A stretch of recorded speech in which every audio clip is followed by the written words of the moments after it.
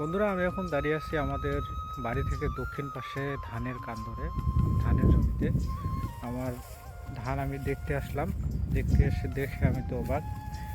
এই পাশের ধানগুলো মোটামুটি শীষ বের হওয়া শেষ হয়ে গেছে, আর এদিকে বের হচ্ছে, তবে কিছু বাকি আছে। আর এই যে দেখতে পাচ্ছেন পড়ে গেছে, এগুলো আমার জেঠিমাদের।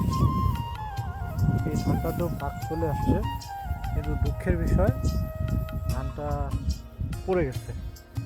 আর কয়েকটা দিন গেলেই ধানটা কাটার উপযুক্ত হইতো, কিন্তু আবহাওয়া কখন কি যাবে না যাবে, হ্যাঁ, এ খুবই বিপজ্জনক।